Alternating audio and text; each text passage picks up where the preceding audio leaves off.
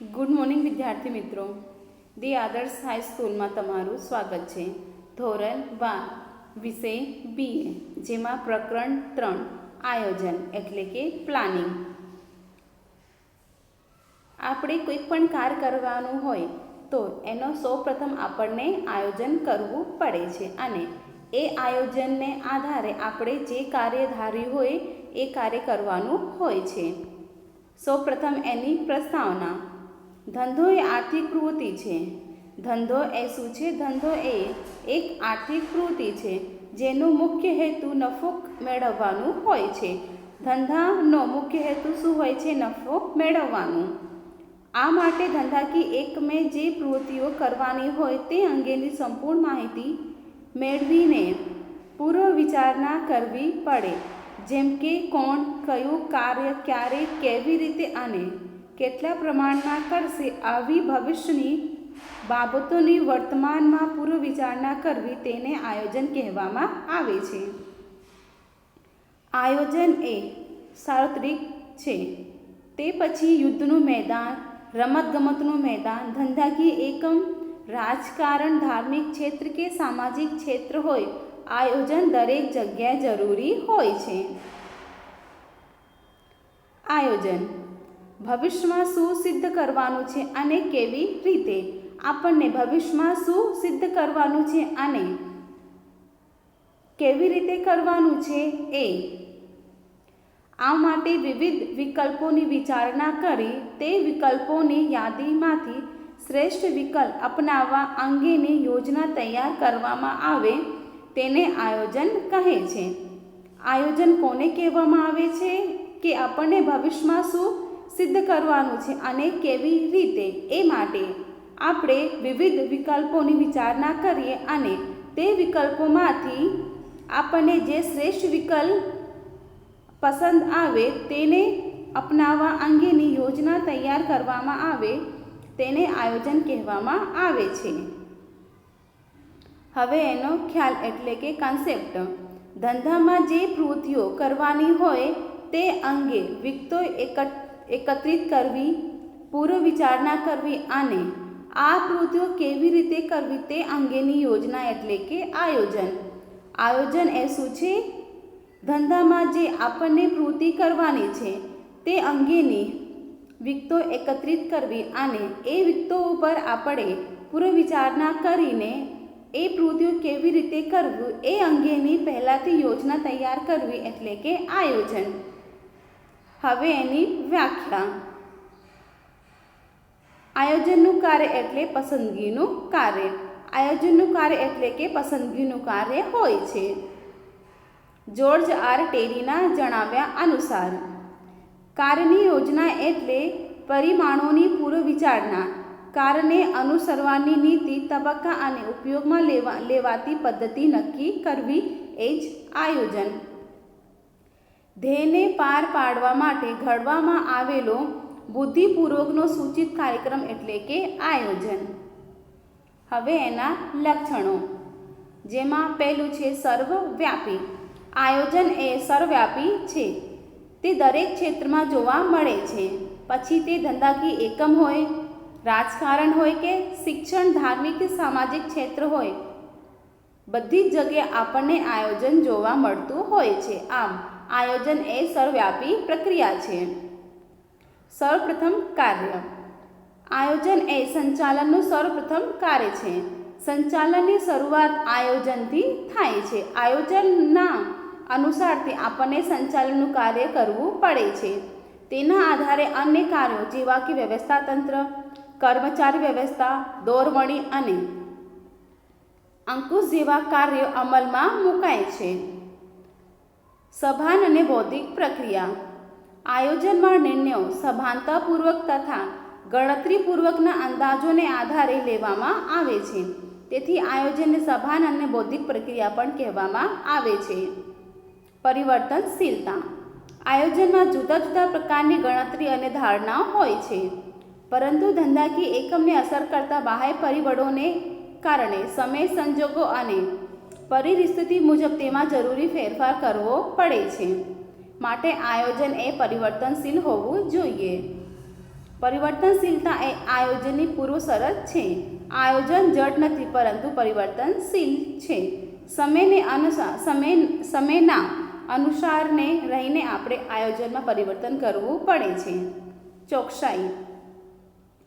આયોજન ભવિષ્ય માટે હોય છે. આયોજન દ્વારા આપણે ભવિષ્ય માટે કોઈ પણ કાર્ય નક્કી કરવામાં આવે છે. તેમાં જો કોઈ બાબતો ધ્યાનમાં લીધેલ હોય તેનો અભ્યાસ કરવો પડે. તે અંગે આંકડાકીય ગણતરી, મેળવેલ માહિતી વગેરેમાં ચોકસાઈ રાખવી પડે છે, ધ્યાન રાખવું પડે છે. પૂર્વાનુમાન અનિવાર્ય. ધંધાકીય એકમમાં આયોજન માટે ભવિષ્યની અનિશ્ચિતતાઓને ધ્યાનમાં રાખી પૂર્વાનુમાન કરવામાં આવે છે. ત્યારબાદ તેના આધારે આયોજન કરવામાં આવે છે. આથી સંચાલનના પહેલા કાર્ય તરીકે પૂર્વાનુમાન અને આયોજનને પણ ગણવામાં આવે છે. વિકલ્પોની યાદી. આયોજન કોઈક પણ ક્ષેત્રે હોય છે. આયોજન શું હોય છે? આયોજન કોઈક પણ ક્ષેત્રે હોય છે. તેમાં વિવિધ પ્રકારની યોજના અને વિકલ્પો પણ હોય છે. દાખલા તરીકે ભવિષ્યમાં વેચાણ વધારવાની યોજના માટે અનેક વિકલ્પો ઉપલબ્ધ હોઈ શકે છે. અનેક વિકલ્પો મળી શકે છે, જેવા કે જાહેરાત વધારવી, કિંમત ઘટાડવી, વેચાણ કર્મચારીઓને તાલીમ આપવી કે વેચાણ વૃદ્ધિ માટેના વિવિધ આકર્ષક દરખાસ્તો મૂકવી વગેરેમાંથી શ્રેષ્ઠ વિકલ્પ પસંદ કરવાનું હોય છે. ભવિષ્ય સાથે સંબંધ. આયોજનમાં ભવિષ્યની અનિશ્ચિતતાઓનો અગાઉથી ખ્યાલ મેળવવાનો હોય છે. ત્યારબાદ તે અંગે પૂર્વ વિચારણા અને ધારણા કરવામાં આવે છે. ટૂંકમાં ભાવિનું વર્તમાનમાં મૂલ્યાંકન કરવું અને તે અંગે જરૂરી વ્યવસ્થા કરવી. આમ આયોજન એ ભવિષ્ય સાથે સંબંધ પણ ધરાવે છે. સતત પ્રક્રિયા. આયોજન એ સતત અને નિરંતર ચાલતી પ્રક્રિયા છે. ધંધાકીય એકમની શરૂઆતથી અંત સુધી આયોજન કરતા જ રહેવું પડે છે. બદલાતા જતા સમય અને સંજોગો પ્રમાણે તેમાં ફેરફાર કરવો પડે છે. ધ્યેયલક્ષી પ્રવૃત્તિ. આયોજન ભવિષ્યમાં નક્કી કરેલા ધ્યેય પાર પાડવા માટે કરવામાં આવે છે, જેમાં સંચાલકો ધ્યેયને અનુરૂપ લક્ષ્યાંકો નક્કી કરે છે. લક્ષ્યાંકો પાર પાડી શકાય તેવા વાસ્તવિક હોય તો જ ધ્યેય સિદ્ધિ સરળ બને. આમ આયોજન એ ધ્યેયલક્ષી પ્રવૃત્તિ છે. નિર્ણય પ્રક્રિયા જરૂરી. આયોજન એટલે શ્રેષ્ઠ વિકલ્પોની પસંદગી, જેમાં વિવિધ પ્રકારના વિકલ્પોની પૂર્વ વિચારણા અને ધારણાઓ કરવામાં આવે છે. ત્યારબાદ તેમાંથી શ્રેષ્ઠ વિકલ્પ પસંદ કરી યોગ્ય નિર્ણય લેવામાં આવે છે. એટલે કે આયોજનમાં નિર્ણય પ્રક્રિયા પણ જરૂરી બને છે. આયોજન મહત્વપૂર્ણ છે અને ભવિષ્ય અંગેની રૂપરેખા છે. આયોજન એ શું છે? આયોજન એ મહત્વપૂર્ણ છે અને આયોજનના આધારે આપણે ભવિષ્યની રૂપરેખા તૈયાર કરીએ. કોઈક પણ ક્ષેત્ર હોય, આયોજન જરૂરી છે. આયોજન એ કોઈક પણ ક્ષેત્ર માટે જરૂરી બને છે.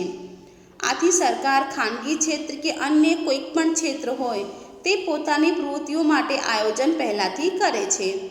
ભારતમાં આયોજનનું મહત્ત્વ સ્વીકારી કેન્દ્ર સરકારે નીતિ આયોગની રચના કરેલ છે, જેમાં વિવિધ ક્ષેત્ર નિષ્ણાતોનો સમાવેશ કરવામાં આવ્યો છે.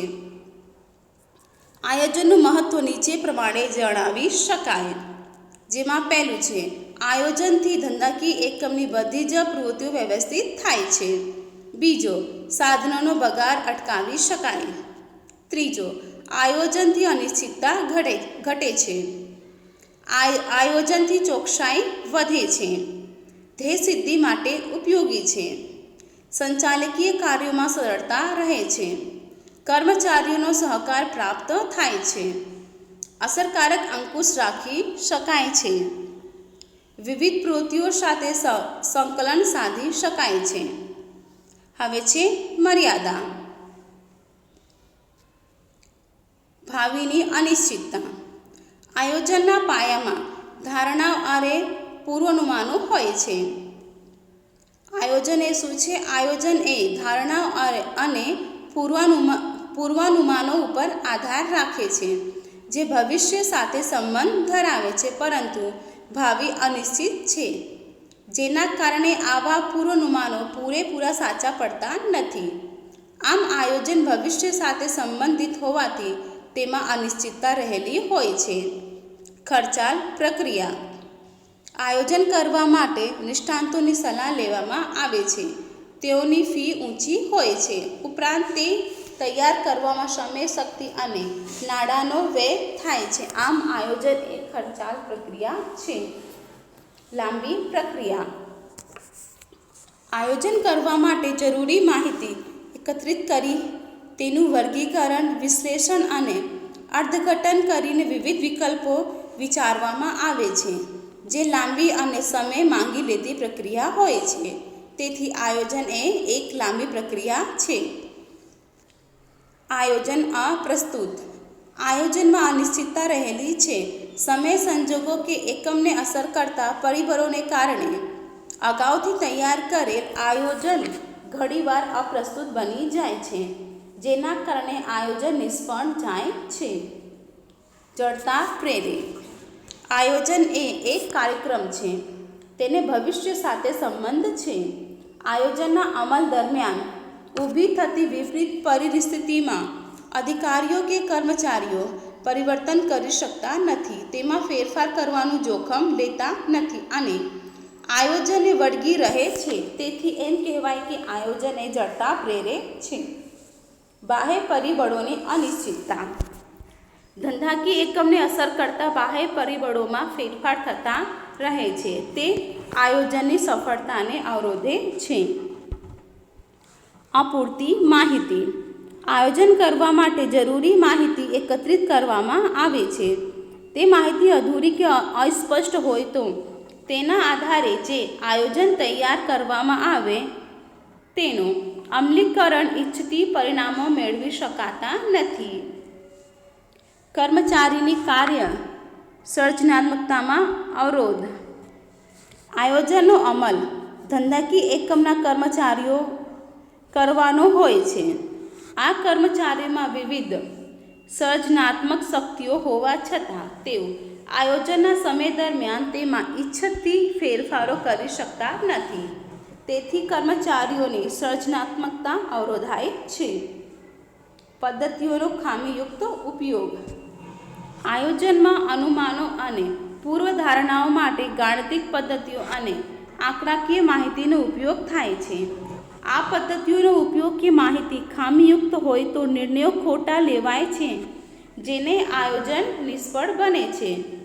જેને આધારે આપણે જે આયોજન તૈયાર કરવામાં આવે એ આયોજન નિષ્ફળ બની જાય છે.